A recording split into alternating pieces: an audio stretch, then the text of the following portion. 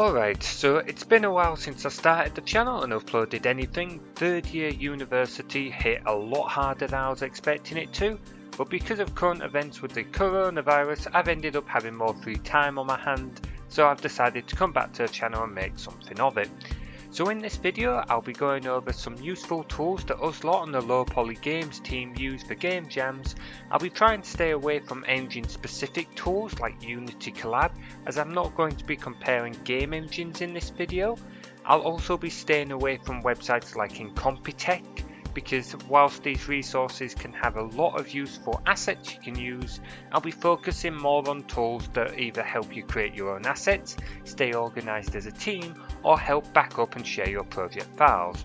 With that said, let's jump right in. Kicking us off is a pretty well known piece of software, Blender. This is a free 3D graphics tool that can be easily used to put together some quick models for a 3D game. Whilst this software can initially be a little confusing on how to use it, it doesn't take long to get a basic understanding of it. There are plenty of tutorials out there for a novice user to learn the basics and be able to start producing some basic 3D models. However, this software can also be incredibly powerful in the hands of an experienced 3D artist, and it can produce some stunning assets. Whether you're in need of a quick and dirty modelling job or a detailed masterpiece, Blender can be used to produce both and is our go-to program whenever we need to create a 3D model of some kind. Secondly, we've got Pisco. Pisco? I have no clue how that's meant to be pronounced. I'll probably be shot for it later on. Either way, it's an online pixel art creator for animators and artists to create sprite sheets and other pixel art. This is something that Dan has used a lot to draw pixel art for some of our latest games such as Perpetrator and Repairer Bots. It's open source and can be downloaded to be used locally as well as in your web browser.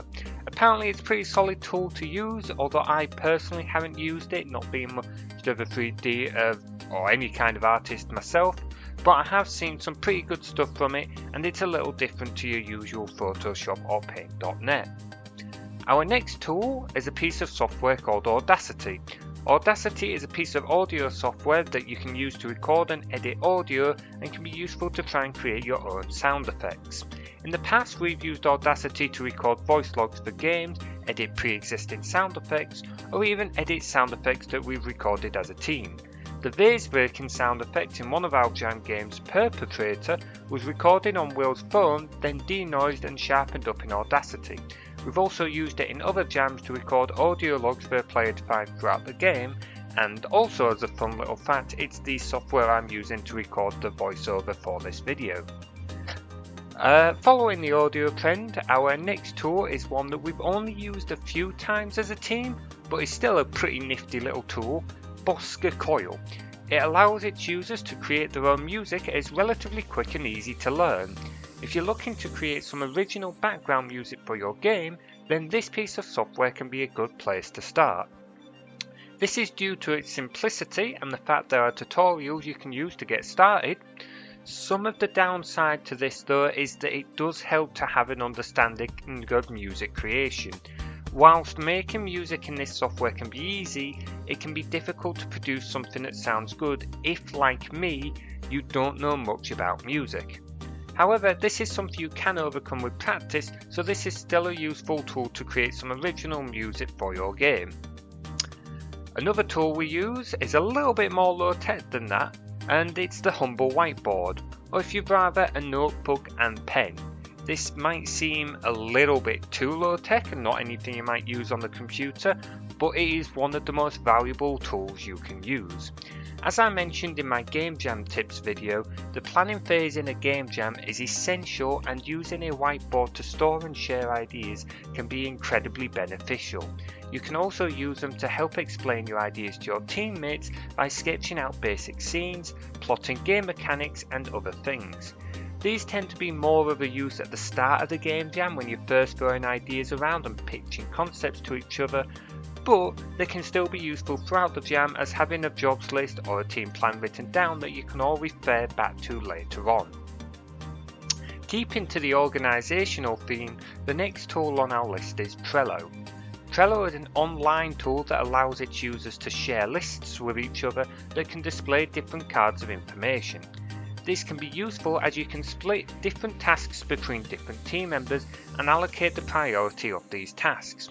You can also share these boards with other members of your team so everyone can change and make updates as you progress through the jam. This is great to be able to allocate different jobs to people and helps you keep track of your progress, but it's limited in the fact that it can quickly become messy for large projects or for large teams. It may very quickly become a clogged up mess. The last tool I'm going to talk about is GitHub.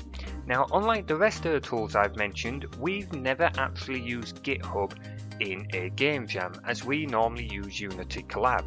But since I'm avoiding engine specific tools here, I thought I'd mention it as having something for version control and easily sharing project files is immensely useful, and GitHub is generally considered the go-to for this, even outside of game jams. The ability to easily push changes between each other's machines, saves a lot of time during the game jam, and version control makes it easy for your team to store backups, of which you will definitely be wanting to do because the last thing you want is to be losing all your work. And there's our team's tool roundup of all the tools we use. Links to each piece of software mentioned will be in the description below if you want to check it out. If you have any tools you think are worth making a note of, then leave them in the comments section below to let me know. In the meantime, keep on jamming, guys.